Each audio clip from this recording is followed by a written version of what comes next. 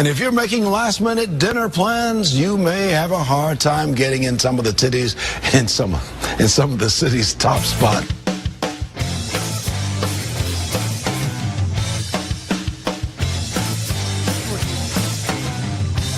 I got a reason to speak what's on my mind. You know I've always loved you all this time, but you gotta understand the seasons of our lives. We haven't always seen things eye to eye. You know we can't go on living on our own. So say goodbye to yesterday. If your heart is with me, then it's better you stay. We're holding on to something. We keep on coming up with reasons to go on. We need a reason to go on. We're holding on to something.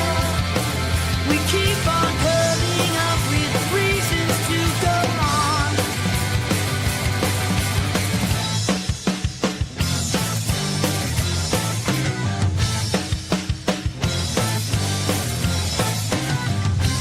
I got a feeling, you know what's on my mind. You know I never left it undefined. Think you understand that we cannot rewind. Our future could be redesigned. You know we can't go on living on our own. So say goodbye to yesterday. If your heart is with me, then it's better you stay. We're holding on to something. We keep on coming up with reasons to go on. We need a reason to go on. We're holding on to something. We keep on coming up with reasons to go on.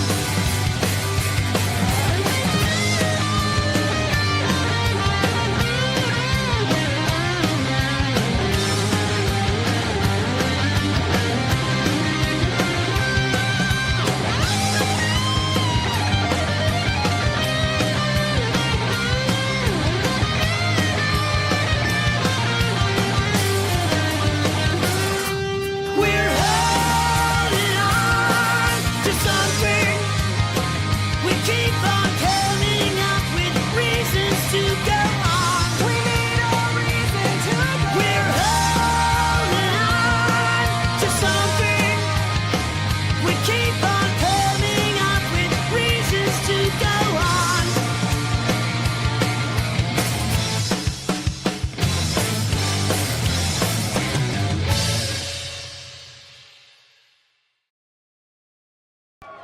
Graffiti. There's graffiti behind where these officers are that says F Trump, other graffiti. They are clearly trying to keep everybody out of this federal building. But the mood in the crowd is getting more agitated as that curfew comes close. The smell of weed is in the air.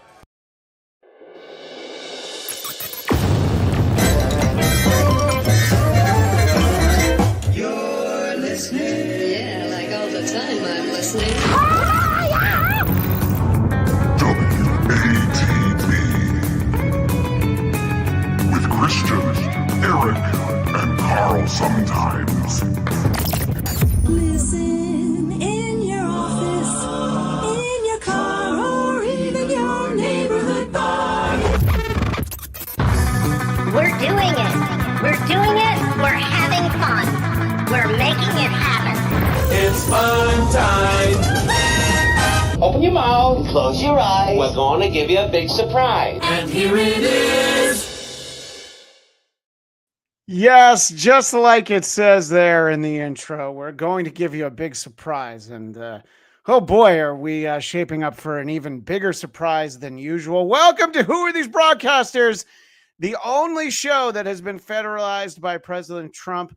I'm Christian Bladt, and thank you for being here on a special day, a Wednesday. Who Are These Broadcasters? And it is indeed a special day. And we did that to accommodate the schedule of our friend Eric Zane, who is nowhere to be found. Fortunately, with us is the great Vinnie Paulino. He's ducking me, Blatt. He's ducking me. He is ducking you, but as soon as he got called out, he decided he would. Oh, never mind. Never mind. Easy, how are you, sir? Never better. Sorry I'm late. Hello, hello, hello.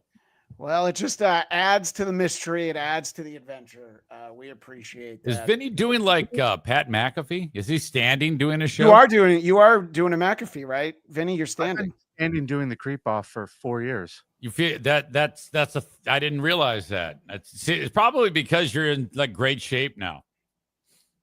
Shape-ish, kind of like a pear still, but come on. I saw you poolside in Vegas for Hackamania. He's borderline ripped, so we appreciate. Stop it. Borderline. I said borderline. You're not there yet, but by Hackamania 3, I'm sure you're going to be showing off the washboard abs. And by the way, Hackamania 3, pre-order promo code BEARS. Yeah, it's important to that's a thing. That's a thing. Whatever we can. We do have a jam-packed show today, and we do appreciate Vinny being here. This is the first time Vinny has ever been on the show. We appreciate that. People, of course, know you from the Creep Off, which is every Monday, 1 p.m. Eastern on this channel, also on the Creep Off pod. And I assume that the only plug you want to give is to vote for Vinny. Sure, I'll take it. No. Absolutely. Vote for Vinny on the Creep Off. I appreciate it. Are you high right now? You are so high. Me? No. I'm on these energy drinks. I'm out of my mind. I'm vibrating out of my body right now.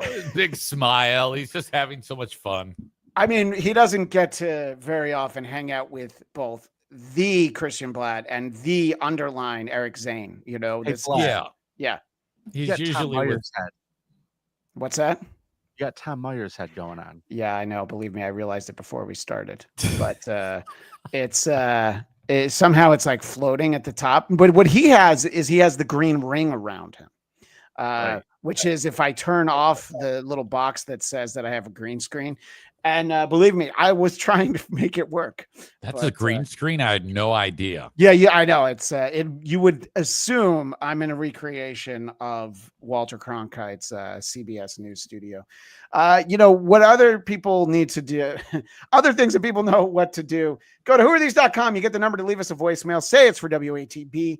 And of course, while you're there, join the Patreon, become a YouTube member. You'll get 2 bonus episodes every month, including yesterday's Living in the Past, which I haven't had a chance to see yet. Also, tickets are now available for the Magic Bag in Ferndale, Michigan, Friday, September 12th. My understanding is that if you buy tickets to that live show and you use promo code BEARS, you'll be entered into a raffle to get a signed 8.5 by 11 headshot of Eric Zane's taint. Is that true, Easy? Wow, that makes me happy. And okay. I know that Troy has the footage. Troy Smith. Yes.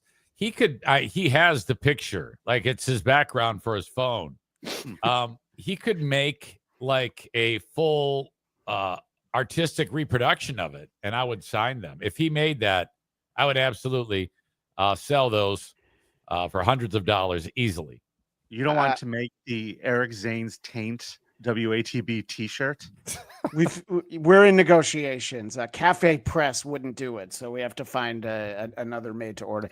I don't know if you're aware of the Who Are These Broadcasters lore, but he did indeed show his taint on the show once. You had to be watching live because it was taken out. I almost nuked the channel. I almost nuked the whole channel. Yeah, so horrible. You're going to take us all down with you, Zane? Yes, I'm so sorry about it. That was his thinking, yes. Now that it's okay, now that we're safe, it's okay to joke about it. But it was definitely some bad decision-making, without a doubt.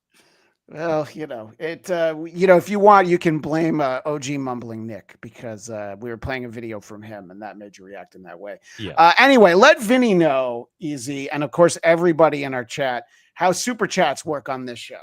Well, we want Christian to sign off by saying something horrible, like, I don't know, maybe something ridiculous about the rioters or how he loves the cops shooting people with rubber bullets. I mean, you can leave that in the chat with a dollar amount, and the one with the highest dollar amount is what he will sign off with to finish up the show. Yes. and we appreciate that. So, of course, chat early, chat often. And we're going to start, as we so often do, with some local news. WATB, who are these local news? Who are these local newscasters?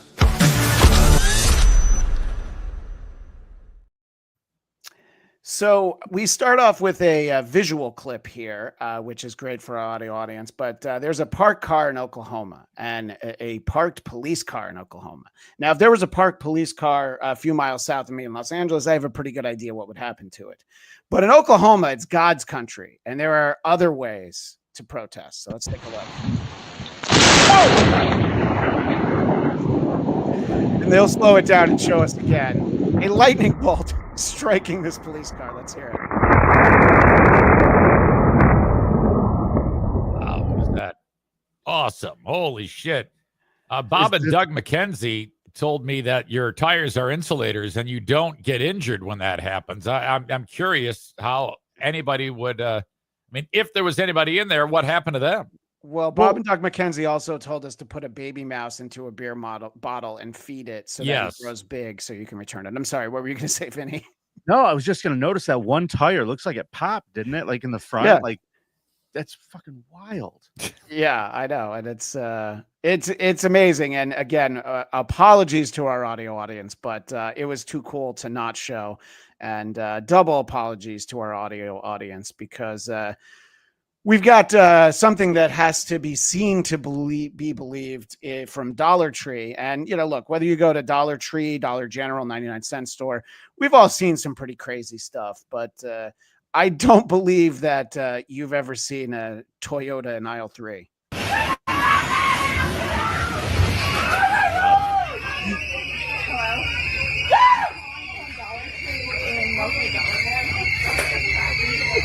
Oh, look at that thing. Well, there might have been a reason to let it go other than the car driving. The clientele of just making a new door for that person to get out of. She was stuck in the store. She couldn't run through the wall. She couldn't figure out how to. I thought that was Kool-Aid Man. Yeah. So just plows right through, and obviously, if you drive into a store, the last thing you would want to do is back out. You want to just keep on going and drive directly into the store on the store floor. Yeah. That's right. That's like the fucking Blues Brothers. Yes. Snarf just said the same thing I said. That's fantastic. And then you got oh my God, Dank DeMoist being in there. Yes, our gal Dank DeMoss hasn't done anything lately, so I keep an eye out for her. Don't worry.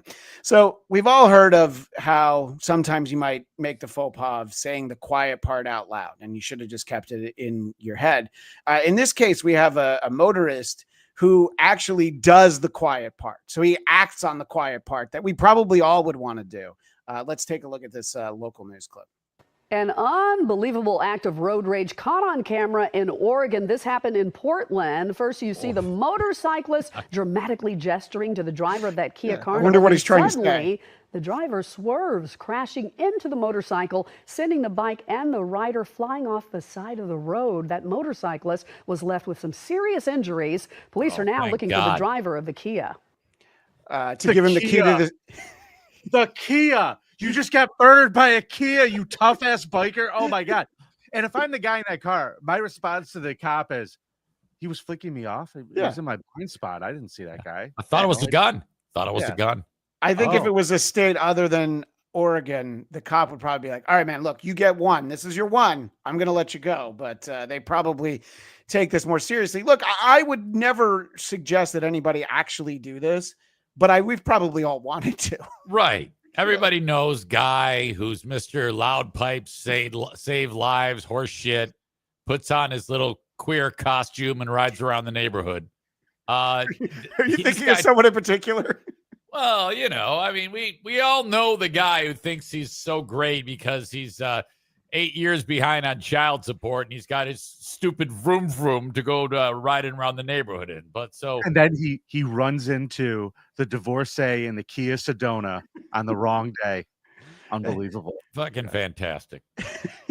It could very well be their meet cute, you know. Right. It's like, oh my God, I can't believe I did that. But we've been together 8 years now. And by the way, that announcer, that the TV reporter, was really all about talking like this. The motorcycle was sideswiped, and he's off the side of the road.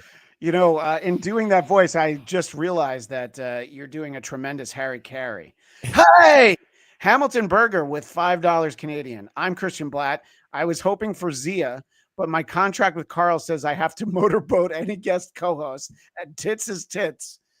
Well, now we've got a real plan, Vinny, for Hackamania 3, and it only cost Hamilton Burger $5 Canadian. So I would like to know why you guys were not at Hackamania 3 or Hackamania 2, why there wasn't a WATB. It's a great question. I think you were at both of them. You came to both of them. Yeah. Well, the first one, yeah, I don't know. I wasn't really asked. I just showed up at both of them. But Eric Zane, I believe you can't leave the state. That's why you go to the Magic Bag once a year, but none of the other live events. Yeah. Too often with the Magic Bag in real life has led me to not being able to leave Michigan. Yes. So even in spite of the fact you being there and you giving him such a nice plug at the beginning of this show, Carl didn't say, hey, we got to make room for who are these broadcasters. Carl didn't do that for you? No, we're in negotiations with no one. And who wants to do a show? We just decided to go with the groundswell of support. And we want people to be demanding who are these broadcasters at Hackamania 3. Right. And we want them to pre-order their tickets.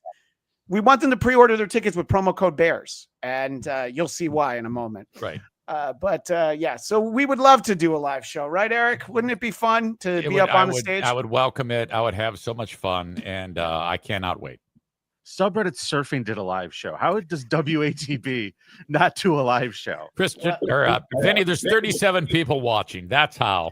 There's 37 people. I'm a little upset that our Wednesday bump seems to be non-existent. I did get a lot of messages from people asking where the show was yesterday, and I was like, well, we'll be on Wednesday. And they said, we don't give a shit. But you know who does give a shit? Mr. Blue Sky, who became a YouTube member. If you become a YouTube member, you will get all the bonus episodes, and you'll get to watch WATP record live every Saturday afternoon. The school year has started to wind down around the country. Here, my kids have been out of school for almost a month. One rite of passage is always the school yearbook. And a school in Northern California, a town called Montclair, got to give kids a little bit of an extra history lesson with the school yearbook. The story of kids heading off for summer vacation from Oakland's Montclair Elementary has been interrupted by a very racist entry in the school yearbook, Otter Magic. I was mad. I was very upset. Like, what the? I was very upset. What the hell is this? To go along with Dave Chappelle. Well, I believe her name is actually Otter Magic. I believe it's the name she used to go by when she was younger. But that's not Chappelle. She's not slapping a microphone on her like it's smoking a cigarette. That's not her. Well, let's hear a little more about what was actually contained in the yearbook. The theme of celebrating 100 years, parent volunteers on the yearbook included some old articles about the school from the Montclarian newspaper. This one from 1940 discussed the annual carnival. Quote, Boy and Girl Scouts will have charge of booths and many attractions, such as N-word babies. Beyond exposing their kids to the N-word, parents scrambled to find out what was that game. Well, yeah, I think that we probably all want to know what was that game. And interestingly enough, we have featured that game on this show before. And if you watch the show, it's not really that surprising. But we had about a year and a half ago, there was a station in Oregon that had to apologize for a good news segment where viewers got to submit pictures and they just blindly put them together. You'll remember this once we see it, Easy.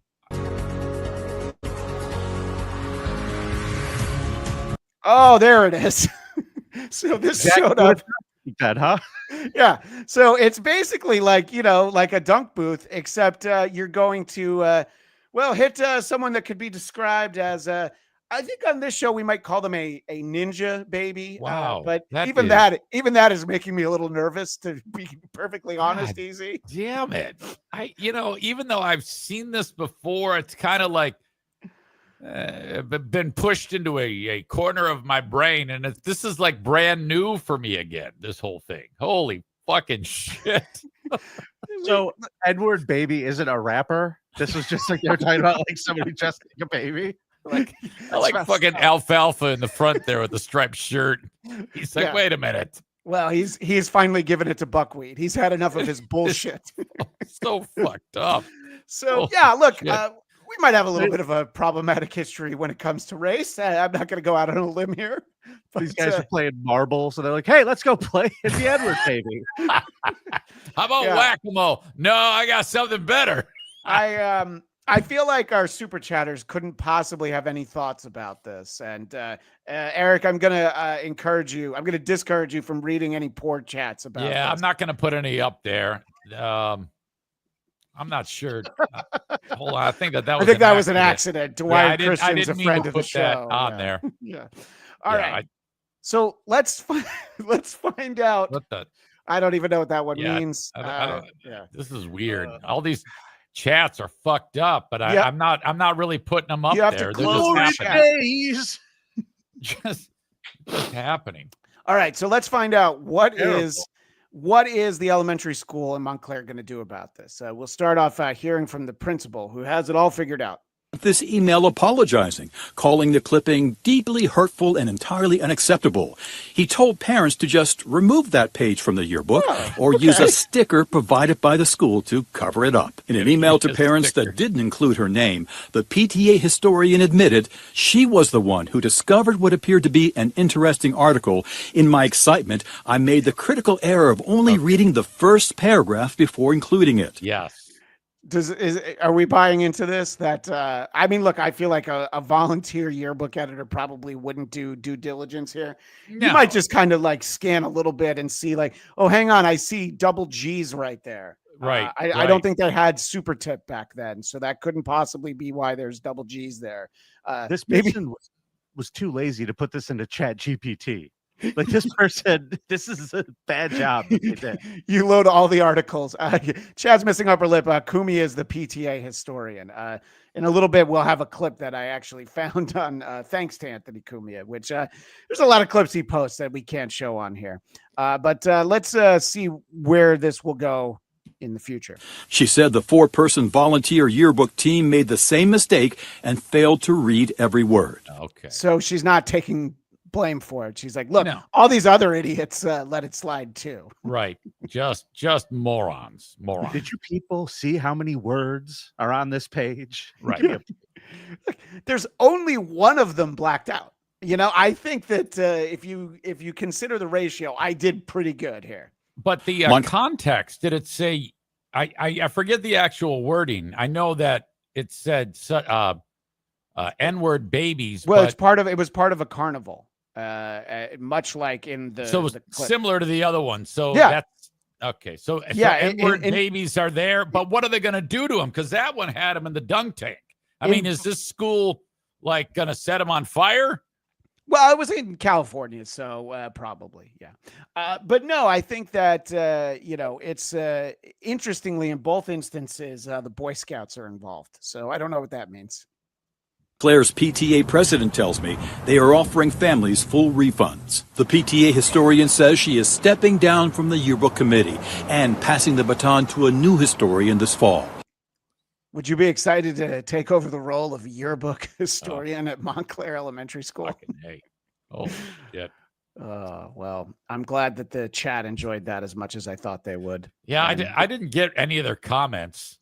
I didn't really understand the humor, but everybody's been demanding that I post those up there. All right. I don't even know what that means. Chad's missing upper lip, and the new story is Gavin McInnes. Sounds about right.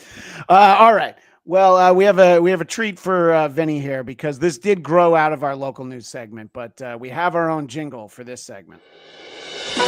WATV, who are these bears? Who are these bears?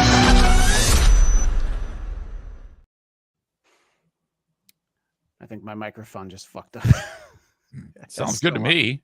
Oh no, it didn't. Yeah, no. Actually, it's all right. All right. So over here in the Bears, we have it's getting to be very warm, and well, we know what the Bears like to do when it gets warm. Home in Pasadena yesterday, a resident captured a bear on her cell phone and surveillance camera as it chilled out in the cool water. She says she's seen this bear, nicknamed Cinnamon, for years, but this is the first time Cinnamon has returned since the Eaton fire. Neighbors say they're thankful that she survived the fire. Is that what you would be thinking? That you're like, oh, I'm so glad that bear who swims in my pool survived the fire. It always seems like these bear stories are like the last thing in the news type of stories. Like maybe when they're doing the birthday list and first day of school pictures and bears in the pool. But they'll turn on them the second that they eat a baby or something. Well, yeah, especially if there's the baby attraction at the local carnival. I think that could turn somewhat racial. I don't know what this says from Chad's missing upper lip. Yeah. I don't have the right glasses on. Yeah, it says, look at the afro sheen oil slick on top of the water for that brown bear. So that's I don't even get that. So this one came in from our buddy Dwyer Christian, and again, more swim time for the Bears. Oh yeah, this is just letting us know this is the deal. So you can actually hear the bear growling in the pool, and the baby bear is just like being a pussy. Like, get in already, Yeah, asshole. It can't be good for their filter. No. I would assume you'd have to drain the entire pool and just start over after this, Vinny. I cannot. I'm always amazed at how dopey and not aggressive they look like. But the second you get a child or a puppy out there, they're slaughtered. They're dead.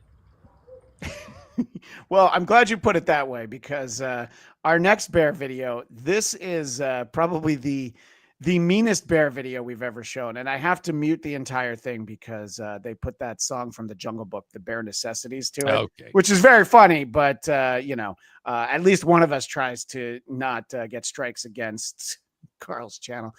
Chad's missing upper lip. I don't even know what you're trying to say. That notice there's no dad in the video. I mean, I think that, I'm sure he's earning an honest day's pay down at the bear factory. But so we've got a bear in Arkansas that is up in the tree. And the Arkansas Game and Fish Commission, well, they get called in to get him. And I guess it's the only way to do it, to poke the bear with a gigantic stick. Are they poking it, or is that a lasso around its neck? Yeah, I think I don't think they're. I don't like they're using like a spear to get him down. And then they're opening the cage. Like, doesn't this look like fun? Yeah. No, not really. I was enjoying being up in the tree. Oh, God damn. And so it doesn't look like an appropriate cage for a bear. That doesn't look like it would hold my dog. Yeah, it's good for like a medium-sized dog, but not even a big dog should be in that cage. And he's like, all right, well, that's a weird-looking bear, by the way. That's come on, it's 2025. We can't comment on their DNA makeup. All right, so we've got one last bear clip for today, and this is some very good advice from a little girl who notices a bear in the ocean. Not the big one. Mom, run! Big black bear. Mom, run. Run! There's a gigantic black bear in the ocean, Mom. And Mom runs out and goes, finally! Mom, Wait, is the bear going towards Mom? Mom was somewhere over there. Now it's going into the goddamn hotel. Yeah. Which I'm just gonna be the one to say it. This is the last time I stay at that hotel. I'll tell you that much. Fuck that shit. Yeah, but so sometimes Mom just needs to run. All right. Well, let's get over to some fun. Let's get over to who are these celebrity news, and we'll be talking about one of the biggest celebrities in the world today. I'll be right to you. Who are these celebrity news? Who are these celebrity news?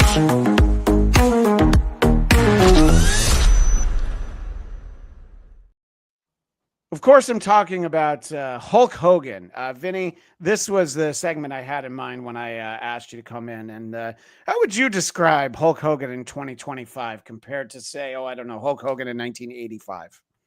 Well, I would describe Hulk Hogan as a overdone hot dog that is lost all of its appeal. Right.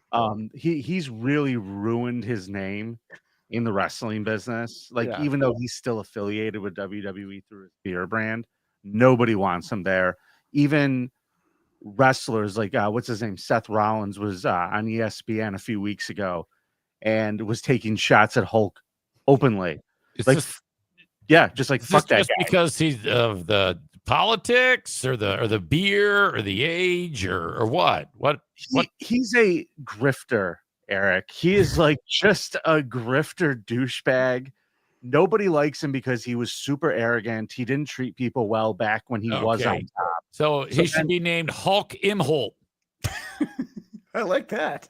He does like to invent his own version of facts. So yeah, definitely. I think that's and there's probably a chance that every day starts with a goal that he's trying to hit, just how much money he might try and grift. Well, in terms of him, basically being a grifter and trying to get money out of people, this is what actually was the news story that inspired. Let's take a little look at Terry here. So this is local news from New York's Hudson Valley region, not far from where I grew up. And let's hear what the reaction was to a Hulk Hogan. His beer is called Real American Beer. And I've never actually seen anyone drink it, but I've seen a lot of videos where Hulk is holding up a can. Hulk Hogan fans say that they were turned away empty-handed last week after waiting for hours for a promised meet and greet with the entertainment icon in Orange County. Our Blaze Gomez tells us why from Montgomery, one of the towns that the superstar has toured. I was there with my son and daughter. It was an exciting day, especially for my son. A super fan's dream. They said that, he could only see up to number 200. We were 185. Turned into a disaster for 42-year-old Robert Taylor and his two young kids last Wednesday. You're the worst. Why did you do that? When the New Windsor dad says they waited 4 hours with a All right. promise to see their WWE idol. Yes. Now I love Hulk again. Now to me, he's the biggest name in wrestling again because that little fucker is upset. Well, we've seen 3 members of this family, Vinny. And do you think all 3 members of the family are really excited to meet Hulk Hogan? Or maybe there's one who actually, made his kids go to it. What do you think is most likely here? I just saw that kid wearing Jey Uso glasses, holding the brand new 2020s WWE belts, a table full of action figures behind them, none of them red and yellow. So yeah, I'm pretty sure to say the guy who was wearing the Ultimate Warrior t-shirt is the one who dragged his kids to go see the Hulk. Yeah, I'm pretty sure. Yeah. And I feel like the daughter didn't even really know. And it was more like daddy's like, look, if you pretend to be mad while I film this video, we're going to go to McDonald's, Here's what happened. This guy took his stupid kids to this place. They stood around and the dad complained the whole time. And was like, this guy's ripping us off, isn't he, kids? They're like, yeah, dad, he is. Can we get McDonald's now? And he got them all worked up, got in the car and filmed it for attention just to make Hulk feel bad for not giving into his Hulkamaniac childhood dreams of touching wieners with the Hulkster. I don't know what this guy wanted to do. Well, the touching wieners is an excellent theory. I think you might be onto something To there. see their WWE idol, Hulk Hogan, at ShopRite in Montgomery only. Which, honestly, if I ever wanted to see Hulk Hogan, it would be at the ShopRite in Montgomery, New York. I think Here he is meeting his new wife, the Hulkster. For the superstar to allegedly leave mid-event. It was really quick. They just stood up, the whole group, and bolted towards the back. Some lady was, pretty upset, I screaming. do love that they have this photo that tries to support the idea that he ran. In another video, we're going to see him with a walking stick. Hulkster doesn't really run much anymore, right, Vinny? No, he doesn't. But he looks like Bigfoot in this, like that slow footage of Bigfoot trying to get out of the room. Yes. So I went to one of Hulk Hogan's Real American Beer events. I believe was it in Ferndale? Yeah, it was. Yeah, I remember that. I remember it it was about the same time as the Magic Bag thing. Yeah, he was just in town, and producer Chris and I decided we were going to go. And here's what this guy does: he books his showings or his events, these little pop-ups, at 5 different places, all very close to each other. And he shows up to one for 10 minutes, comes in and cuts like an old school Hulk Hogan promo, throws cans of beer at people. Then he's back in the car going to the next place, and he tries to bust them all out in a couple hours. He's not signing anything. He maybe for a very few people, but he's not there longer than 15 minutes. And So Okay, so see. having ticket 185 wasn't going to mean anything is what Correct. I'm listening here. Okay. And yeah, it seems like that's what the issue is. Person, my son starts, Oh, go ahead, Eric. Sorry. I was going to say, did it take the Hulkster 4 hours to get through 184 people? That's horrible. I mean, what the fuck's he doing? No, but to Vinny's point, the event started 4 hours ago, but he didn't come in until 3 hours and 45 minutes. Like, Okay, yeah, gotcha. So they were waiting. Yeah. And they probably gave everybody, they all bought a case of the Real American beer, but they didn't actually get the Real American to bless it. hysterically crying. A bunch of other kids are crying. Hogan had a busy schedule and didn't just stop here. Hogan toured about a half a dozen locations in the Hudson Valley to promote his new beer brand that looked wildly successful in these. Yeah, and I'm muting the Eye of the Tiger, but yeah, it looks wildly successful, doesn't it, Vinny? It's doing pretty good. That fucking Bush beer. It's really all. It's just Bush beer. It's terrible, watered down, bottom of the rung beer, in my opinion. Oh, all right. And that's what he's shooting for. He wants these kids to start drinking now. And I wouldn't surprise me if they already do, based on the appearance of their father. It's a beer that comes with an action figure, dude. It's a beer that's marketed as being in a 12-inch can, but it's really one of those little like pony keg cans. Broke these kids' hearts. Not everyone had a good time. If he had to leave, maybe he could have walked down that line and at least shook people's hands and said, "Hey, I'm sorry." So do you think he means shook people's hands, or he's basically like, if I had gotten a high five, I wouldn't have been making this video? Yeah, it's time to teach these kids that not everything is fair. Fuck off, you little shit. If you bought a ticket to go see Hulk Hogan wrestle, you're not having, this moment with him to talk to him and get a picture. He's at a thing. It's free. Shut up. You should be happy that you're sleeping and living in the same location that you're driving in right now. This isn't even the worst thing I've seen a pro wrestler do in an autograph signing. The worst I've ever seen ever was Ric Flair at his retirement match. Oh, no. Shuli was with me. They had a whole griftathon leading up to it. 2 days of like podcasts and all sorts of stuff. And we were there, and Shuli and I were kind of standing off to the side at Ric Flair signing. There's a gymnasium full of people, snaked front to back to the gym. And he'd been signing autographs for maybe an hour. And he just said, "I'm done." Got up, walked out. People prepaid $100 a signature. And he shuffled out like an old man in a nursing home, like slipper shuffle, just shuffled out. And people were losing their minds. That I understand. No, you spend $100, and it's promised you're going to get a signature. I mean, if they know he's going to do that, just pre-sign, where somebody in the back just signs all the items, Well, by the way, Vinny's catching lots of strays because of the wrestling knowledge. Chad's missing upper lip says wrestling is gay. I think that Chad is following an old narrative. Wrestling is incredibly successful. I don't watch, but I understand. Hold on a second. Are you telling me that a guy who wears a captain's hat with cat ears on it, who's obsessed with the pants that another man wears, is calling me gay? Well, that's okay. So the Chad's missing upper lip is really catchy. Chad Zumach, isn't it? No, it's not the real Chad Zumach. Oh, it's Chad's missing upper lip. Isn't it Fat Chad Zumach? Oh, is Chad's missing upper lip Fat Chad Zumach? I thought he was a different I don't guy. know. I don't even know what the fuck's going on around here. You're like, we're lucky that EZ knows who Chad Look, Zumach I only care if anybody gives money, and none of these assholes are. What the fuck is wrong with you people? We've made like $6 for God's sake. And we have to split it an extra way today because Vinny's on. So you're giving us less money. Maybe it's because you don't want Vinny to get paid. The fuck? You think we're doing this for fucking free, you stupid twats? I made a mistake, Zane. I showed the bear clips at the beginning of the show. I usually make them have to earn it, and that's on me. But anyway, Hulk Hogan's personal life is obviously the dumpster fire that his wrestling career has turned into. It's crazy to think that they did a reality show for him as long as they did, but it blew up his whole life, Christian. That show ruined a brand, a $1 billion brand. He could be cashing in like Kiss right now, but he's in Wegmans in Montgomery. Yeah, he wishes, the Ultimate Warrior's probably at the. Thank you to Chad's messing up. Yeah, by the way, another $1.99. He says, "No, you dolts. I'm Zane's wife's boyfriend." Now that's why you recognized him, right? Yeah, exactly. He comes around the house all the time to take her for driving lessons.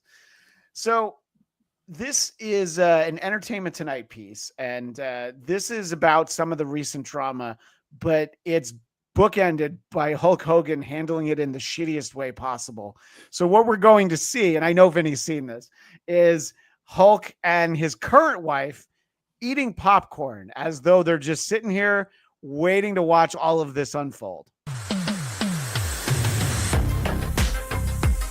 Hulk Hogan sitting ringside for his own family showdown, seemingly reacting to the war of words between ex-wife Linda and their daughter Brooke. It's been 15 or longer years since. Oh, no. And I do have to pause this close-up of Brutus the Barber Beefcake looks horrible here. What the fuck? Are those chancres on her chin? She got fucking AIDS or something. I'm not sure what's going on there, but all of a sudden you're like, oh yeah, okay. So of course this guy fucked Bubba the Love Sponge's wife. I mean, okay, at least it's starting to add up. I got left Hulk Hogan, and my family is in the worst mess. Brooke doesn't talk to us. She's had twins. She got married. She didn't tell us. The WrestleMania star sharing this video with wife Sky Daily. By the way, this is some of the most subtle acting I've ever seen Hulk Hogan do. I know you and Carl watch Thunder in Paradise. I feel like this is less over the top than some of what you guys cover over there, right, Vinny? This is Oscar award worthy from Hulkster. I also like how he has droopy stroke eye. He does. I was gonna say, holy fuck, that's rough. And then how does he pull that? Because he doesn't have any money, does he? He still has some money. Well, he has all that money that he got from Gawker for like showing the sex tape, right? Okay. Well, yeah, he's also she's the smoke show. This chick is a smoke show. Yeah, he does all right with women. I'm never going to fault Terry there, except for that first one who left him for his daughter's friend.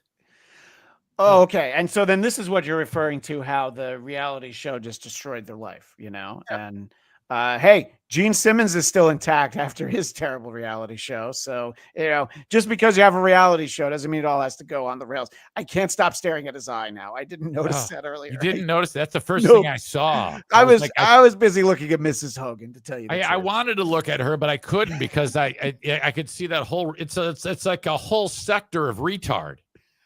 I really want to know what's under the bandana at this point, because I saw him up close and personal, and that skullet thing that he's been rocking for forever, it looks very fake when you see it in person.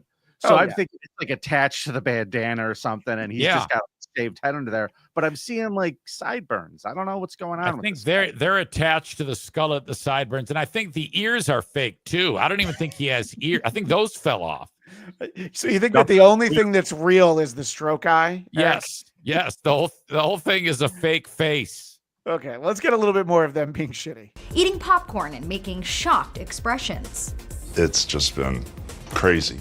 So this clip is from 2016. I want the audio audience to know that they're just referring to some older drama here. A complete liar. He is a sex addict.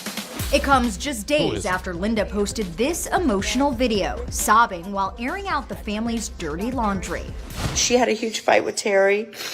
Talking about their daughter. I don't know how that reflected onto me, but she cut me out too. I haven't talked to her for 7 years, almost 8 years now. You can take it however you want to. Hamilton Burger. How dare you mock a man with Forrest Whitaker's disease? Yes. Thank you, Hamburger. Linda has it too. And this is Brooke, from 10 years ago. I don't know that we see her much these days. I could be wrong, but so here she is. It is what it is. Brooke then sharing her side of the story, writing on Instagram, I have been extremely verbally and mentally abused since childhood.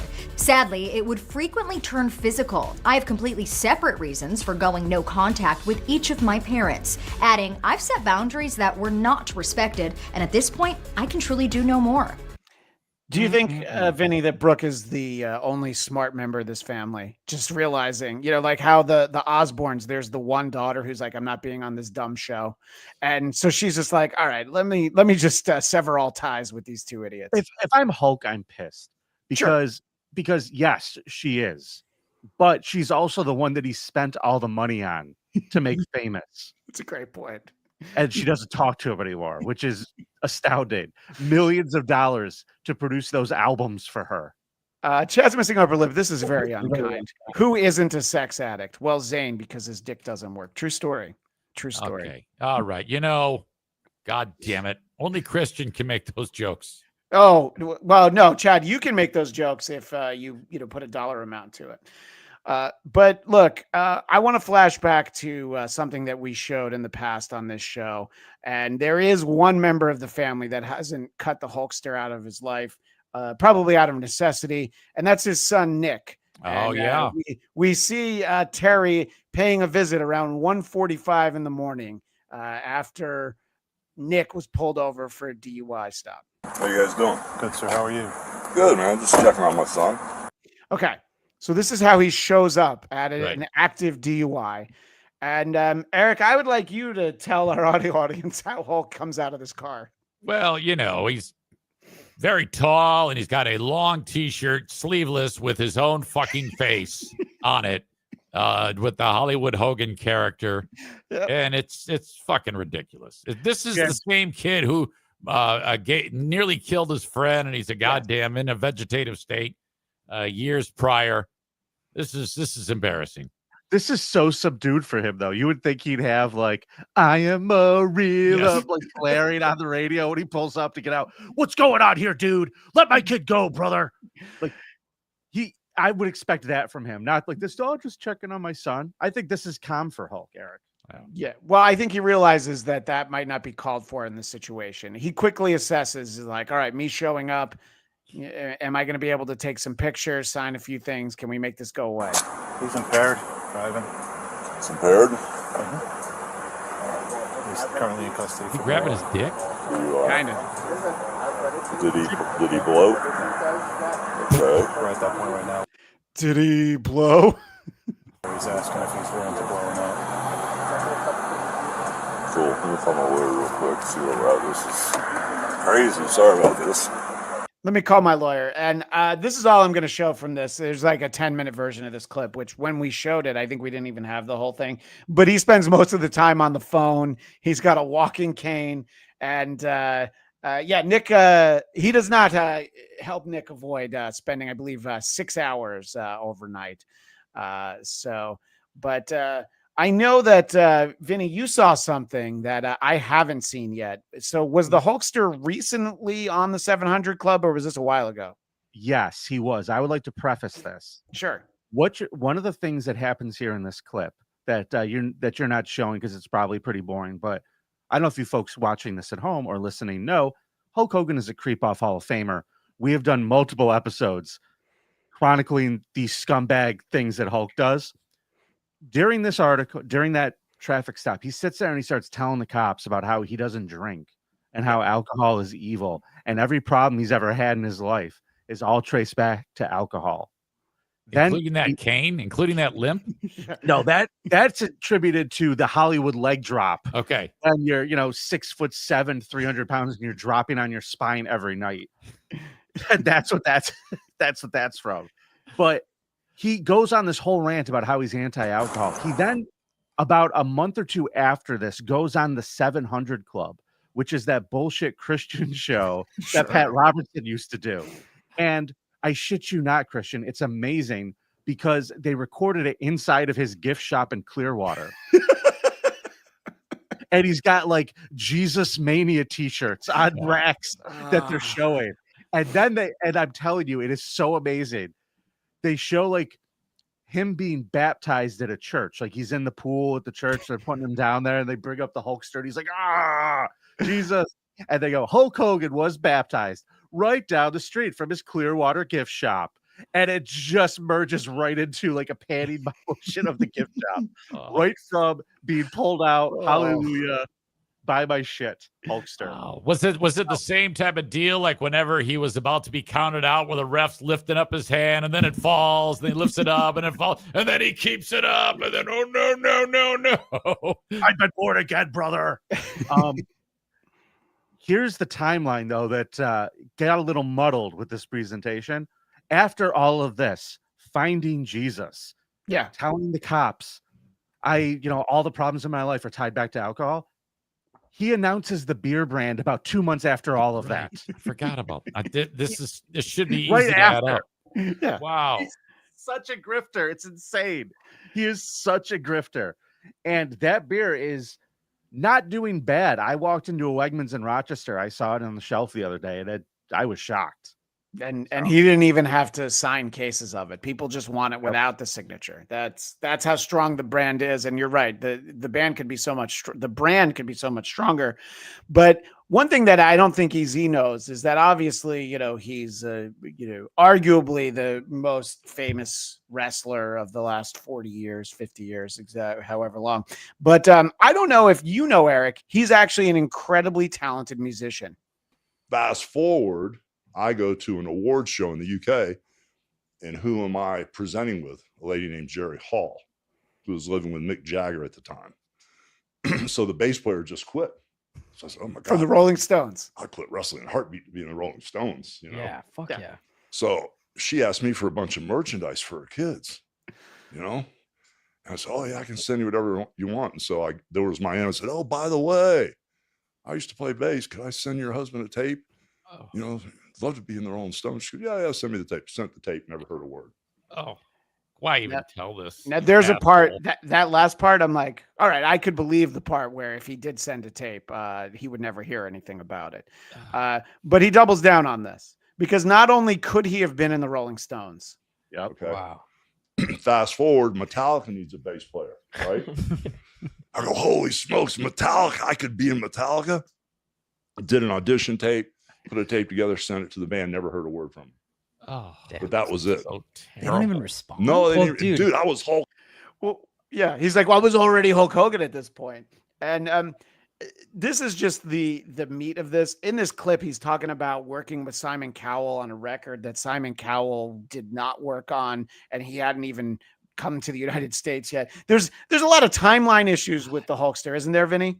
Do you realize how much of a stuttering John parallel clip we just watched? Yeah, absolutely. Do you people realize that this is the same mental disease that has-beens get, where they are so in the glory days that they're telling people, bragging about things that didn't even happen to them? He's excited but it coulda. He's like, I could be the bass player for Metallica is gone, and he's sitting there going, I could be in Metallica because you played bass 20 years ago. Because somebody's not in there. Eddie Van Halen's dead. I could be the goddamn guitarist. Michael Anthony's out, brother. Hulkster's in. So shit. He's really nuts like that. And he says things like this that make no sense all the time. He lies constantly. Carl and I have thought about this. And Carl made a good point. Maybe it's just fun to lie. That's okay. That could be true. I had never considered that, but you're right. That probably is fun. Who are the not just blowing shit? This is a psychotic thing to be saying. Who's the cerebral palsy patient that he's doing the show with? Who's that fucking? I don't have the name of that of the Jimmy Hart. It's Jimmy Hart. Well, we're gonna okay, $1.99. How much to move on from the gay wrestling? More than $1.99. Shut up. More than $1.99. I do actually have our final clip, which this was something that the Hulkster probably, again, on the idea that it's fun to lie, he probably did not appreciate having to come clean about something. This is during the trial. He did have to admit that a rumor about him was not true. On the radio that he had a 10-inch penis, and then being forced to explain in court that he in fact did not. Well, It's not mine, because mine isn't that size, but we were discussing the length of Hulk Hogan's. Seriously? So you No, were seriously, discussing- I do not have a 10-inch penis. No, I do not. Seriously. Fair enough. So Oh shit! the Hulk Hogan character has a 10-inch penis, but Terry, for anyone who saw the video with Bubba's wife, Terry does not. That's the distinction he's trying to make here, right, Vinny? And this is why I think it's pathological. Why he like says things like he just did in the last clip. Because if it's just fun to lie, this is the time to lie. Right. Like Well, this he's is under like- oath, though. Yeah, He's under oath. 10 He can- inches. he Like, dude, do you think they're gonna whip out a tape measure on him? I don't know. I mean, that he might be smart enough to not swear under oath. If they did whip out the tape measure, we'd probably Or- still have Court TV. I should instead say of it lie being under oath. replaced by True TV. Anyway, yes, I know that you over there at the Creep Off, you do the Lord's work, keeping an eye on Terry, and I appreciate it. But when I saw that local news piece, I was like, well, let's spend a few minutes on Hogan. But of course, there's so much else happening in the world. And I've had a lot of people asking me how things are going here in Los Angeles. You know, when you live where I do, everything's great. There's really just a very small area, just a few blocks that neither myself, Eric Zane, or Vinnie Paulino would ever find ourselves in. This is not a part of town we'd really be looking for anything. Okay. So we'll talk a little bit about that, but it gives me an excuse to reuse a bumper from earlier in the year that I didn't think I would get to use again so soon. Who are these fires? Who are these fires? Yo, this shit is lit. What I'm saying lit. Just like Public Enemy said in 1990. Burn Hollywood, burn. Thanks to Doug for that one. That one is probably one I should make that I should make louder. So I don't even know what that one means. Chad's missing up upper lip says Christian lives in Chinatown. That's silly. I know that his wife is Asian, but I mean, come on now. So so this is it's a really small area of Los Angeles, and there's some crazy shit going on. I kind of need to move through this a little quicker because we're having so much fun with Terry Hulk Hogan. But I wanted to show some of the way the media was treated. So first and foremost, this was a very misleading because it said Fox News was kicked out. This is the local Fox Channel 11. So it's not, when you put a headline, Fox News is kicked out. Okay, yes, technically it's true. But this is a reporter who, I don't know, I feel like I would maybe bring her in that building for questioning for a little bit, just make sure, check some papers and everything. But so at least the cameraman. Yeah, definitely the cameraman. That guy right there. So they're just kind of like saying, okay, we're going to leave. Can we go to our car? They got sent packing. And then there was a reporter for CNN who was not sent packing, who, as you listen to her trying to do this live report, she probably wishes she had gotten kicked out. There. Once again, we thank you for your time. Let's get to Lauren Posen, who is down there. Lauren, what are you seeing and hearing? It's looking like things are getting chaotic. A large crowd of law enforcement come out. We have, oh my God, we have tear gas. We have fireworks going off. Tear gas is in the air. People are dispersing. I can't see anything. I'm sorry, I can't. So she can't see, she can't breathe, but let's please go to her and have her cover this event. This is like the reporters out in the middle of a hurricane. It's like, all right. And I can't read. I don't have the right glasses on, Eric. You'll have to. Yeah. Chad wants to know if your wife, or actually announces that your wife, has a question. Is Christian's wife a rooftop Korean? I don't even know what that means, but legitimately, no. I don't know what that means. I know I say all the time I don't know. That's referencing the Rodney King riot. The Koreans were defending their turf by shooting down from the roofs.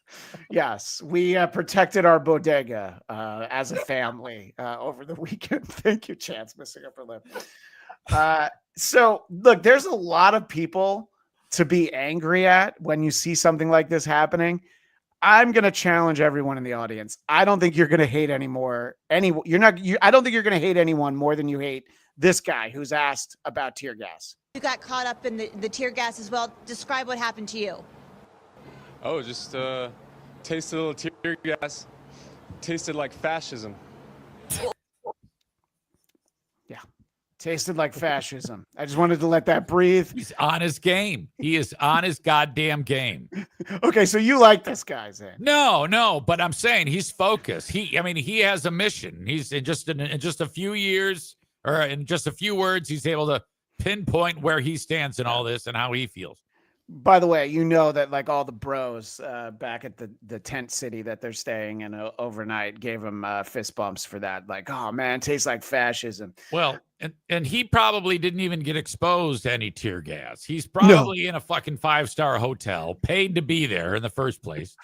Well, plus with that nose, he's probably able to get so much clean air in there mixed in with the tear gas that he probably wasn't impacted. Mixed with the smell of piss of Los Angeles. Well, that neighborhood, where I live, Vinny, I don't smell piss ever unless I take. Even when I take a piss, it just immediately evaporates into the air.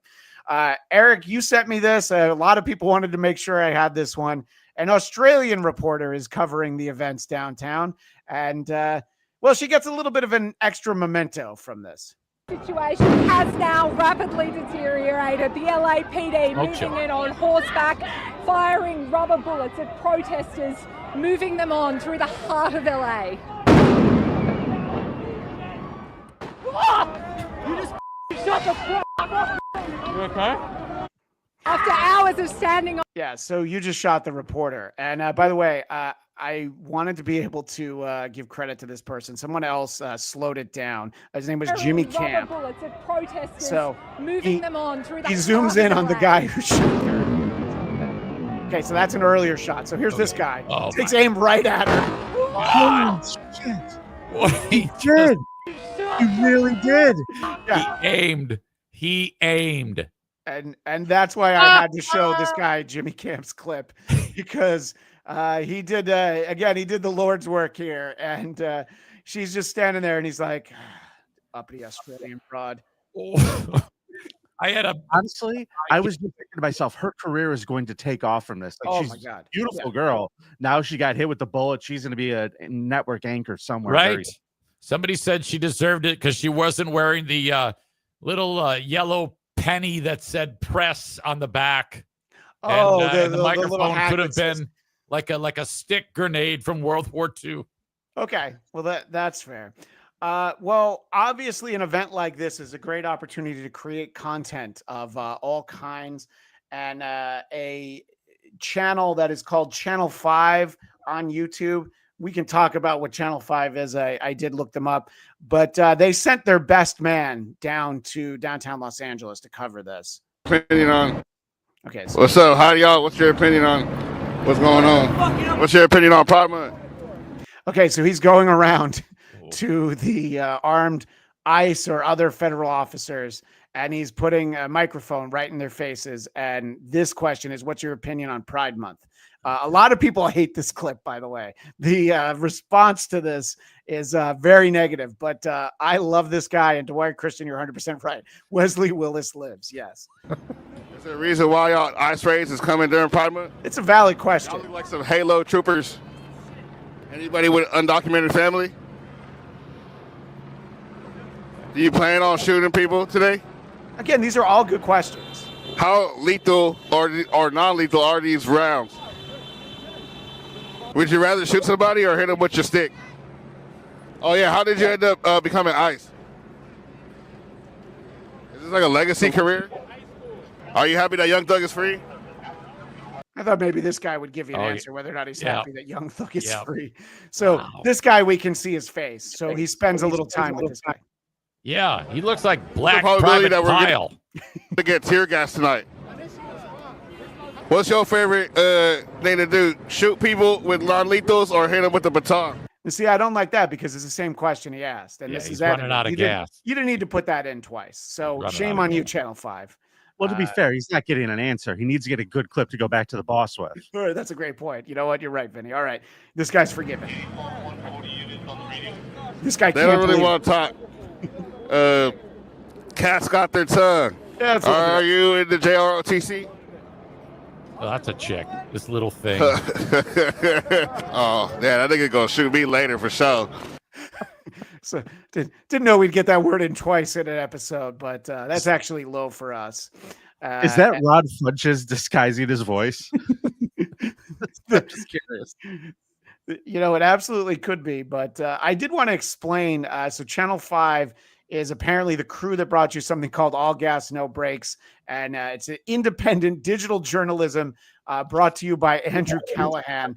So that guy in the mask, I don't think that's Andrew, but I think that he's doing some important work. We didn't get any good answers, but we got a lot of good questions. Chad's missing upper lip. Thanks for $4.99. Chad's missing upper lip is, I think, the only one who is. He is single-handedly. Look at this. Hamilton Burger gave us $1.99, but that was Canadian, and as Cardiff will tell you, that doesn't really count. That dude spent $13 of his money. You, that's impressive. My name is Christian Bladt, and I'm going to go full Rittenhouse tonight. That's the front runner for our sign off there. In any case, we'll just have one more clip here to finish all of this. And again, there's a lot to be upset about when it comes to things like this. There can be a lot of people to blame all across the board. But in all honesty, I think that I'm most angry at President Trump, and not for the reasons that some of you might think, because of the way he's handling this. Fucking Gavin Newsom's going to be president. After me, arrest me. Let's just get it over with. Tough guy. You know, I don't give a damn. But I care about my community. I care about this community. The hell are they doing? These guys need to grow up. They need to stop.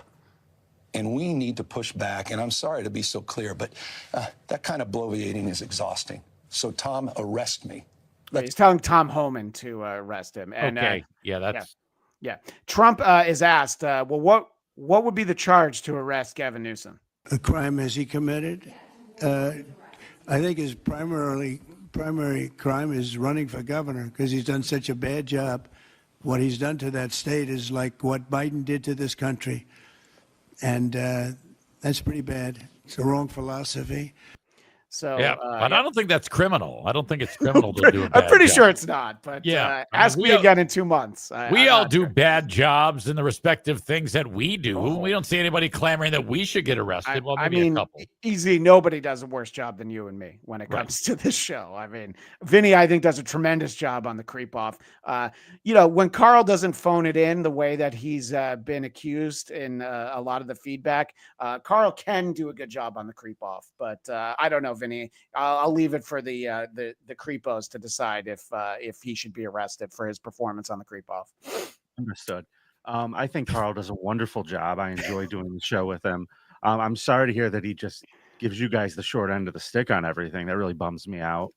Well, no, it's fine. It's we don't have a lot of people to watch, so that's I mean, he that's doesn't on us. Very often to me. He never really says anything. Hey, did you see WATB? No. Doesn't say anything like that. No, I don't. But I don't blame him for that. No, you know what? There was the one time to Detroit yet, Eric. No, he never mentioned you. You're on the channel. What a I probably won't even be there. I'm probably not even going to be invited. Well, Lucy's going to be there, so you should probably make the trip. Then I'd be an audience member. And yes, Carl says I never phone it in. We're just trying to have some fun. And boy, if there was ever a place to have fun, it's over here. Who are these politics? Who are these politics?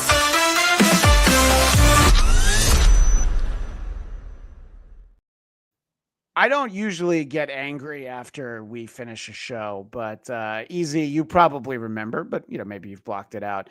I was furious after we finished our show last week, not because of the show itself, because we spent a lot of time talking about Elon Musk. And then, I don't know, like an hour after the show, he posts this. I'm sorry, but I just can't stand it anymore. This massive, outrageous, pork-filled congressional spending bill is a disgusting abomination. Shame on those who voted for it. You know you did wrong. You know it. And I was like, well, God damn it. That really would have been a nice punctuation mark on the segment we did, where he claimed that his 5-year-old son, punched him in the face. Right. But that wasn't the big tweet last week. So at least I was able to calm down on Thursday. And I think a lot of people saw the post from Elon Musk, but I want our audience right now to experience it in the best way possible. The same way Joe Rogan and FBI Director Kash Patel experienced it during a recording of the Joe Rogan Experience when Jamie points out, hey, Elon's posting some wild stuff. We were talking about fake news. This is going to come up because it's been going on since we've been recording here. Elon and Trump seem to be in a bit of a spat, Joe. You want to check the tweet that Elon just put out a little bit ago?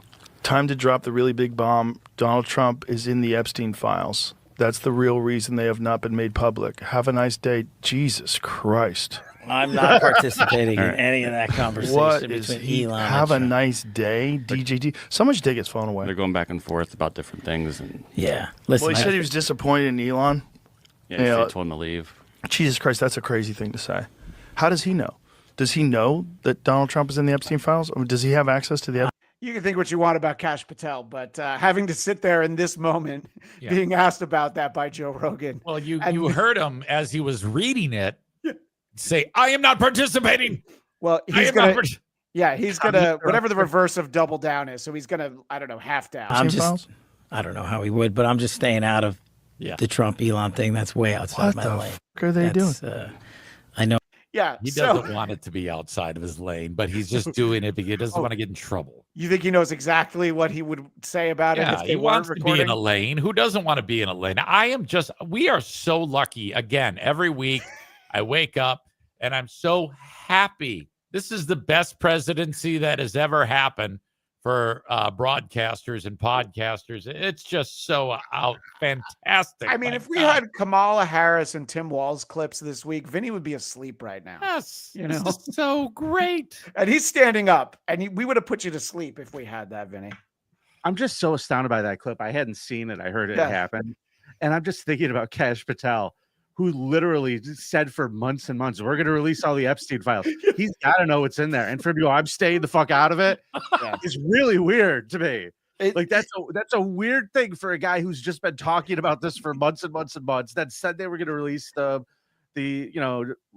her name? Bondi said they were going to release them. Then it was like Bondi, popcorn fart. Yeah. And that happens. And he's like, oh, I got to stay away from it. That's the funniest thing in the world to me. Yeah, I agree. So there's a lot of reaction. We don't have time for most of them. People being very upset. They don't like when mommy and daddy fight is the variation on the Trump Elon fight. But over on Newsmax, our buddy Carl Higbee, who we've featured before, he had what he felt like was a real gotcha moment here. Elon, if you knew he was on the Epstein client list, why did you let him board Marine One with your son? Just ask. I'll answer that because allegedly he doesn't fuck little boys. Allegedly, Epstein's Island was for fucking teenage girls. Allegedly. So yeah, it's a little boy. You don't have to worry about it. Wow. And I like how while that question is being asked, you see Trump holding the little fucker's hand, walking onto the goddamn, he's wearing his little John coat. We do make fun of Newsmax for their production values, but this was spot on. If you knew he was on the Epstein client list, why did you let him board Marine One with your son? Just asking. But the best thing for Trump to do now is to release the list, something that also our FBI and Pam Bondi have promised us. Yes. Can you imagine if the actual voice of Trump saying, you're going to suck my little dick there, little guy? Jesus Christ. Dude, I got the vibes that he was like Uncle Don was taking that kid to the mall to pick up chicks. Like, that's what the vibe I was getting from that. What is he doing with this child taking him on the helicopter? I'd like to know that. We've got a lot of candy here, X. We've got the best candy. It's going to make you a little sleepy. This is a great one from Hamilton Burger. Kamala would do to Vinny what Hogan did to Richard Belzer, which ended up in Richard Belzer being able to afford a chateau in the South. Chateau Hogan. Yeah, exactly. Chateau Hogan. Now, are you all caught up with today's Elon developments? Well, yeah, I'll get to that in a moment. I do appreciate you making sure. I wanted to vaguely ask. Yeah. In case. We'll get to it. But before we get to that, some people you ask what they think of all this because you're like, they're going to have a great take. Reaction on what's going on with Elon Musk and President Trump on Twitter right now. Oh, man, the girls are fighting, aren't they? I'd hate her if she wasn't so hot. There were a lot of people commenting that she's put on weight and she does. I don't know. Eric, if your dick worked, Alexandria Ocasio-Cortez, she's fucking beautiful. I think you've said before, and I want to make sure that Vinny knows this, that you would eat the corn out of her shit. Is that something you said before? Yeah. That's exactly what I would do. Okay. She is such a babe. You don't think she's cute, Christian, even with her eyes squinty like that?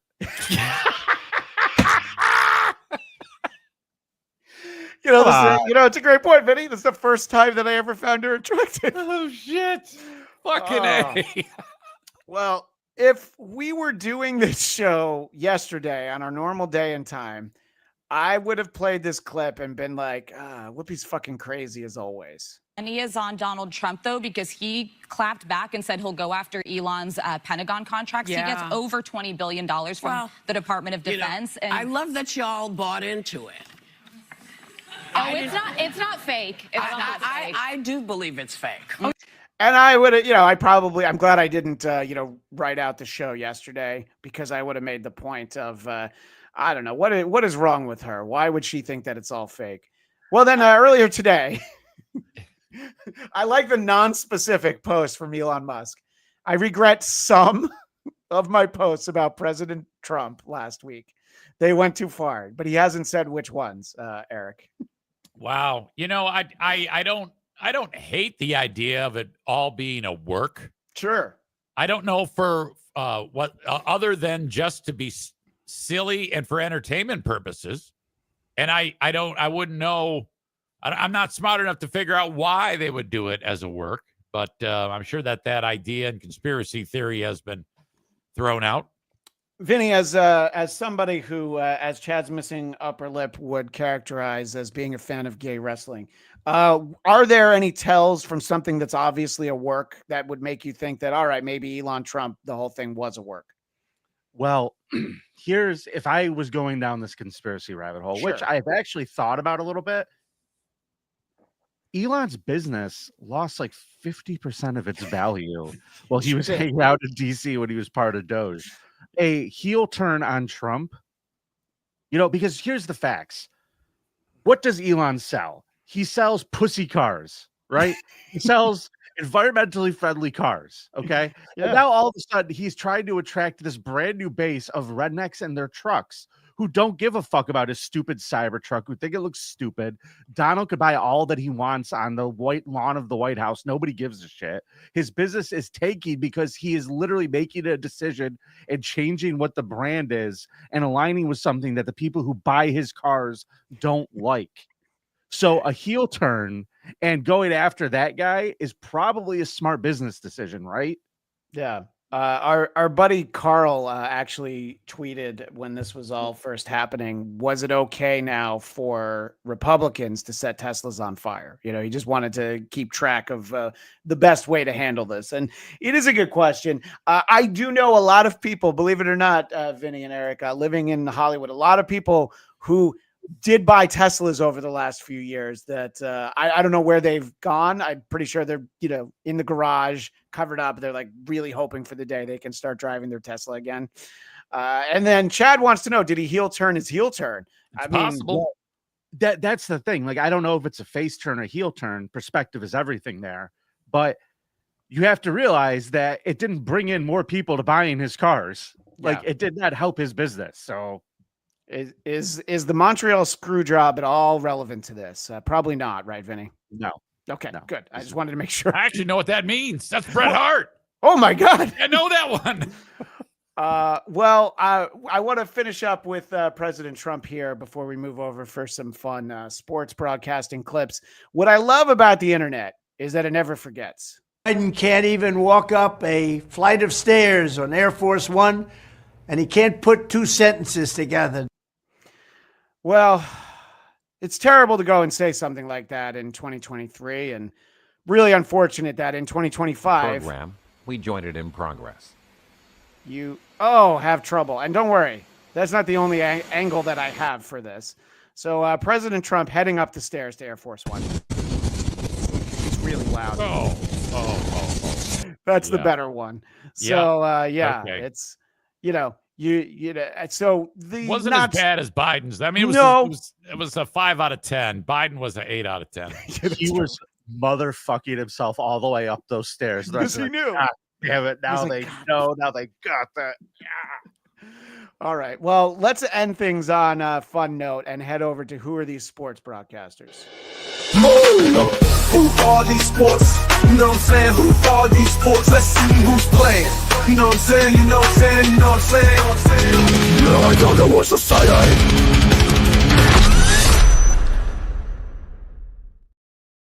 You know, I did make that one louder, and it still needs to be even louder. So, all right. Way too low. Yeah, all right, Hot. All right, I'll make sure. So the Stanley Cup Finals are raging right now between the Florida Panthers and the Edmonton Oilers. And there's a lot that you could say about the games themselves, but what really matters is this awesome fight from the other night. That play halted. Bennett tied up again.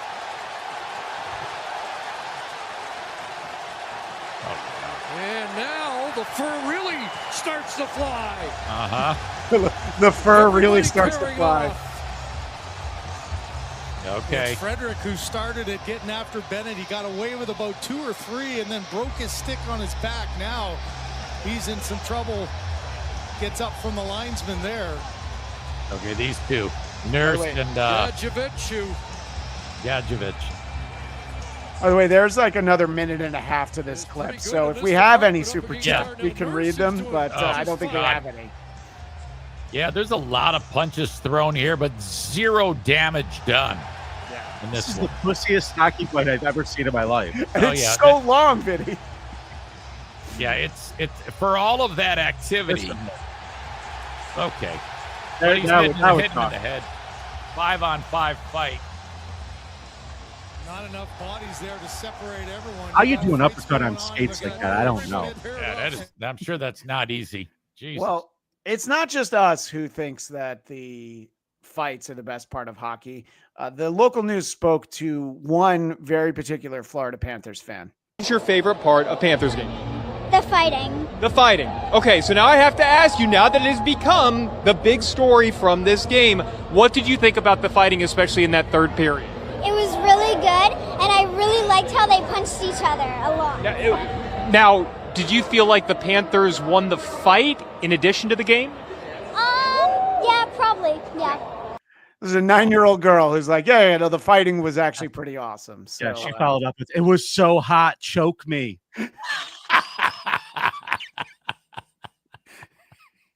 You fucking shit, Jesus. Fuck. That kid looks psycho. You think? Yeah. I think since Greta Thunberg. I think in about 10 years, she'll be the future ex-Mrs. Chad Zumach, since she's a Florida Panthers fan. Oh, fuck. Far less consequential. Here is a AAA baseball home run trot that just turns downright violent. This is better than the hockey fight. And now Schlitter is going after Ramos, who flipped the bat and watched it. Schlitter didn't take kindly to that, and the Aces have come out of the bench. And now Ramos is going to throw his helmet and throw a punch. And here they come. And there's a melee behind third base. Ramos did not finish rounding the bases. Ramos didn't finish rounding the bases. He didn't finish his home run trot. And the benches have spilled out onto the screen near the tarp. I love that we have this Jock Jams music just blaring Yes. during it. Yeah. Does he ever complete the home run And I trot? want to say it was Donovan Walton who Ramos. Well, they're up got with 11-2, so I don't think it matters. And now there's the mascot in the stands jumping around like a players maniac. Yeah, so this, to me, this is better than the hockey fight, but because he took his helmet off. But that Ramos dude, he backed up and was standing behind everybody else the whole time. It was like, like he started a bunch of shit. Oh yeah, he's like, yeah, you're lucky my chick's here. Yeah, exactly. So he's definitely letting himself be held. Keeping on baseball for a moment, a lot of the technological advances to baseball coverage on television could be infuriating, but the helmet cam for an umpire really entered into Manny Machado arguing about what was, just for context, this was a really bad call by the umpire. It was very clearly a ball, but he got rung up on strikes. This is a slider out of the hand. It's pretty much a ball. Ends up off. So here's the helmet cam of Manny talking to him. Fuck. He's like an inch away from him, but fuck! He just got the bat taken right out of his hands. Oh shit! If I'm up, I'm just cracking up. I'm just knowing that this is being recorded. I just know how great that's going to look. And Vinny, I know you're a Padres fan, right? Yeah, I was going to give the people in the booth credit there. They kept the volume basically off on that ump cam. That's a good choice. That's a very good choice. And this was a very consequential game, by the way. They were playing the Dodgers. They're like a half game. I know it's only June, but they're a half game apart for like first place. And I'm sorry, what were you going to say, Vinny? No, I was going to say I thought that the placement on that shouldn't be on his hat. It should be like more on his chest, like a cop body cam. That's a a good funner idea. angle. So I don't know shit about baseball, but I noticed there was a square on the screen where the strike zone is. No, that's Christian. Hey! Oh, come on! You were doing words so hurt, good, Vinny. Damn it! But the ball ended up in that square. Why is that not a strike? Why was everybody saying that's a ball? Because the umpire can't see the square. But he said it was a strike. No, he said it was a strike, but it was outside. It was? was? It looked like it was inside to me. No, it was outside the square. We'll do Manny a breakdown Machado on would the, like to speak with you, Eric. Yeah, I thought it was a strike. He's Fuck going to get that this guy. close to your face. So we have a couple of amazing plays, which we don't usually just play highlights on this show, Vinny, I swear. But when the broadcasters freak out about it. So first, this is Brooks. Let me see if I get his name. Yeah, Brooks Fraley from the Cincinnati Reds makes this play here. Line to right, long run for Fraley. On the dive, takes it away. Goodness, did you see that? Perfectly timed, full extension. 10 out of 10, Jake Fraley. It is a very good catch. It is very impressive, but he's overly excited, and it is not a 10 out of 10. I would say 10 out of 10 is EZ sent this to me. And by the way, this is a rookie for the Athletics, the West Sacramento Athletics, formerly of Oakland. His name's Denzel Clark, and this was in Anaheim. And you're going to notice something in this, and you'll realize as you listen why I've been meaning to do a segment on the Athletics TV broadcasts. So we've got former MLB pitcher Dallas Braden is the one voice, and you'll hear another voice in a moment. And this one to center field. Denzel Clark on the move back after he stepped towards home plate and makes another catch. Oh my God! Back-to-back weeks where he wins the electric play of the week, and he's already on the leaderboard for this week. You go ahead and book it. I've heard the list. I've seen the list of the greatest catches you're ever going to see in your life. If you don't have room for this one on your list, we're watching two different sports. I mean, Denzel Clark climbs the ladder and then hangs out. You want to talk about playing above the rim, folks. This ball is out of the ballpark by 5-6 feet. And Denzel says, nay, nay, give me that back.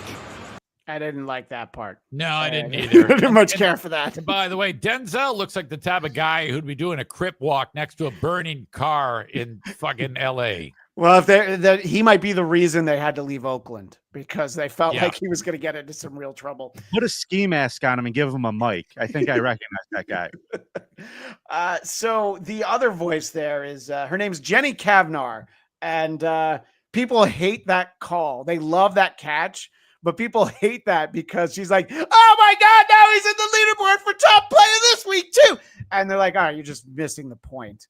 And the narrative on her is well, it's a little sexist, I'm gonna say. It's a little unkind. I mean, come on now. There are some things that chicks just can't do. Drive and broadcast. Or recognize a moment. I'm holding out hope for voting, but I guess we'll have to see. I do want to end with some broadcaster on broadcaster crime, and that's not any of us, don't worry. This was over from Barstool.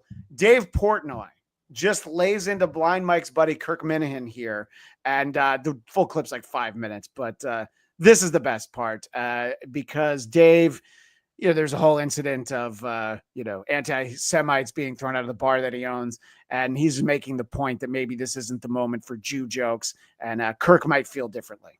If you just want me to kick him out, not mention it, not care that this kid Not at all. Not at all. Shut Not at all. up. If you just want me to ignore it. Don't tell me to shut up. Don't tell me. Shut the fuck up, you bald fuck. Okay, go ahead. How's that? Oh, it's kill. I'll never recover from that, Dave. Go ahead, continue. I'll never recover. Well, you're the one who big boss man, don't tell. I'll tell you, you work for me. Okay, go ahead, continue. You little bitch, you work for me. Sure, you bet. Oh, for now, you continue. don't? For now, quit. I don't care. I'll save 500 grand. Is this show or not a show? Like, is this a show or not a show? Like, we can't have a conversation? You're an idiot. Okay, continue. You're literally saying people should be allowed to make Jew jokes, say whatever they want right fucking now. That's Yes, I think people should be allowed to make jokes. So how many motherfucking Jews have to be killed before you stop? Oh, no.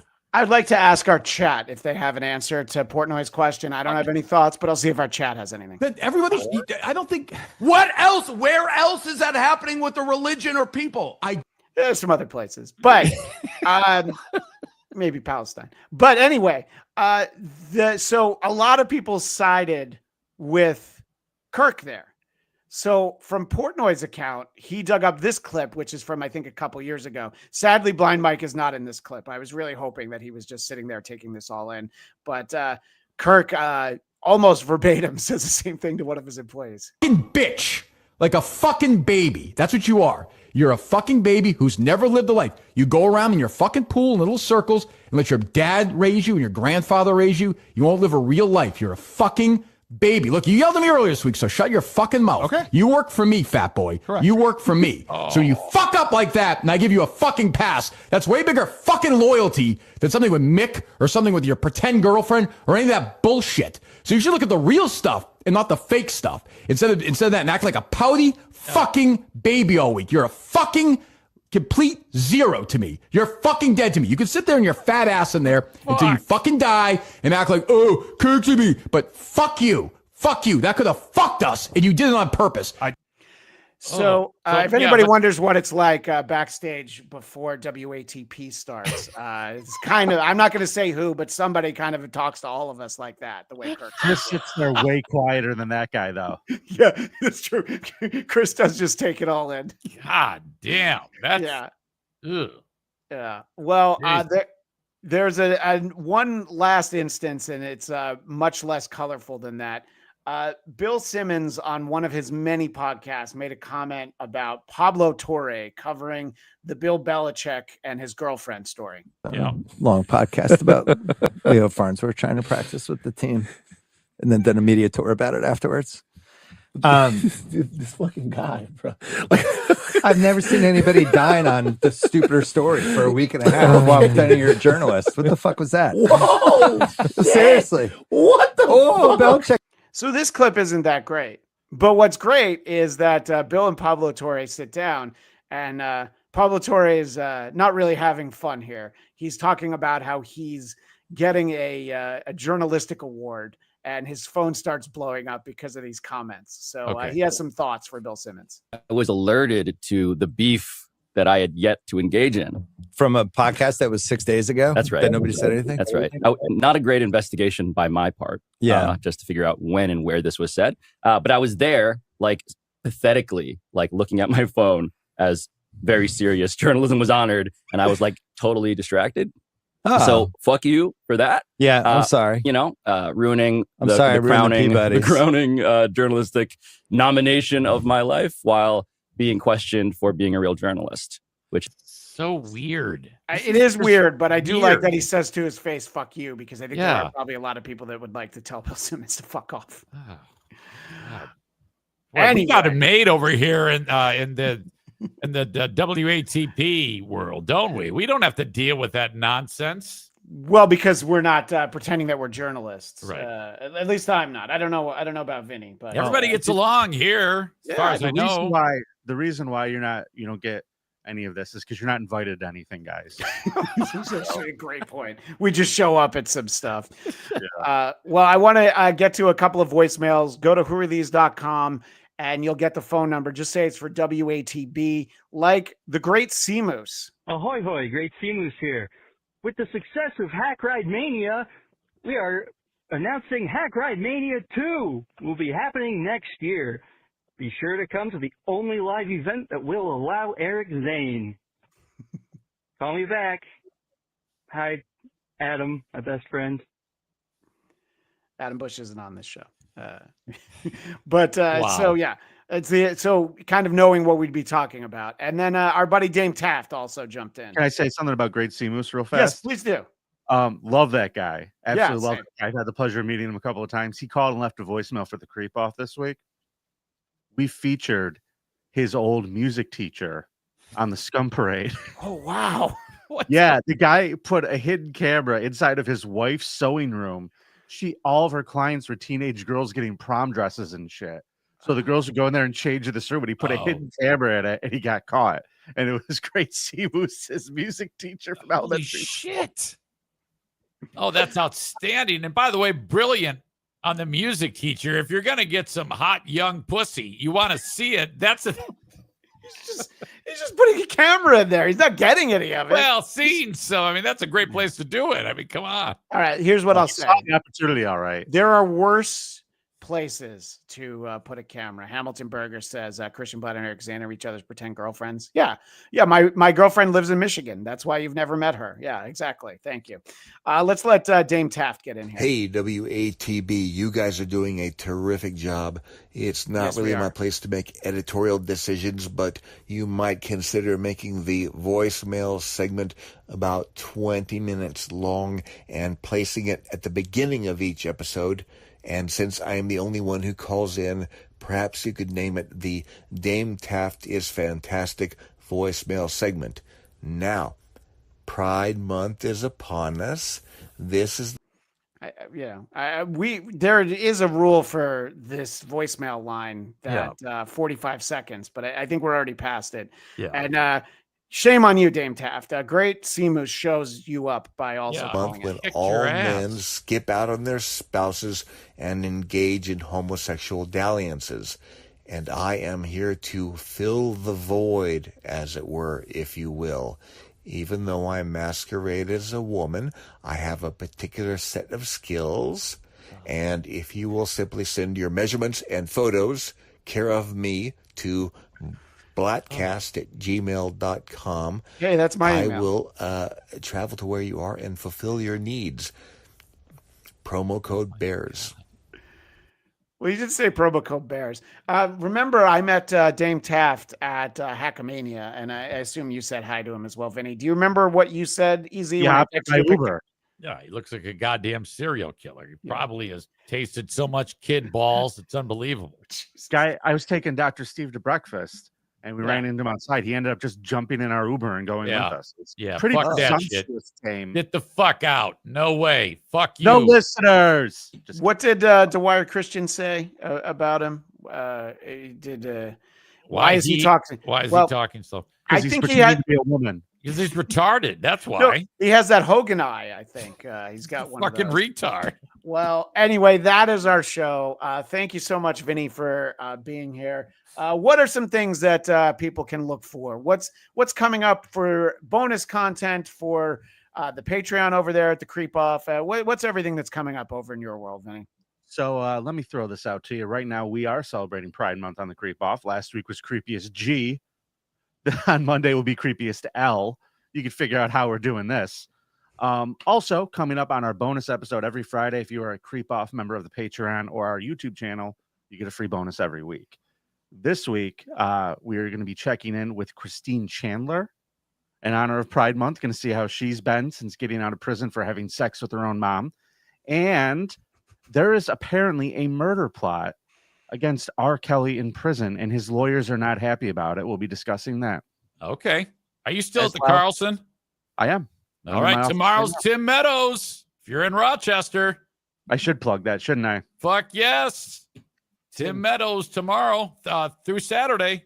Tim Meadows, a great guy. I always loved Tim Meadows. He had, by the time I was an intern at SNL, I think he'd been on for like 9 seasons already. But very nice guy, very funny. And don't sleep on his movie, The Ladies' Man. I know it might not be for everybody, but it's got plenty of laughs in it.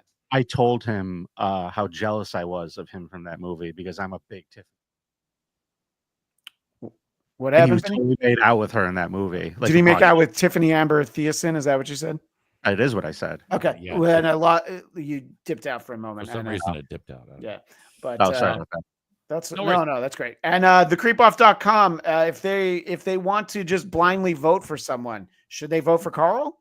Absolutely not. That would be okay. foolish. You should vote for your man Vinny. He always puts in the effort. Vinny hung out with us for more than an hour and a half, so it's the least we can all do. EZ, where can people find you?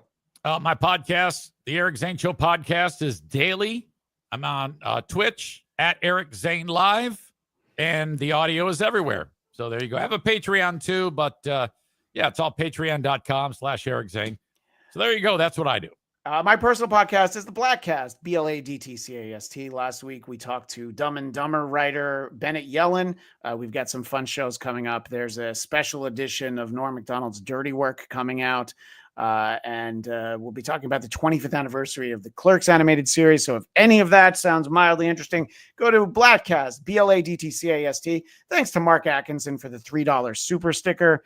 And I'm just scrolling through these, but I feel like Chad is the big dollar amount because Hamilton Burger, $5 Canadian, is less than $4.99 American. Just barely. I don't know how much. Hamilton gave $2 and $2 more again. And that's so very, very kind. But if we're Chad going to go gave that us route, like $15. Yeah. So Chad's got it. Thank you, buddy. This is pathetic the way we count our nickels, isn't it, Vinny? Yeah, it is. It is. Yeah, but I know. Well, that is all the time we have for now. We'll be back on our regular day next Tuesday, 2 p.m. Eastern, 11 a.m. Pacific. But until then, this is Christian Bladt reminding you that every mic is a hot mic. And my name is Christian Bladt, and I'm going to go full Rittenhouse tonight.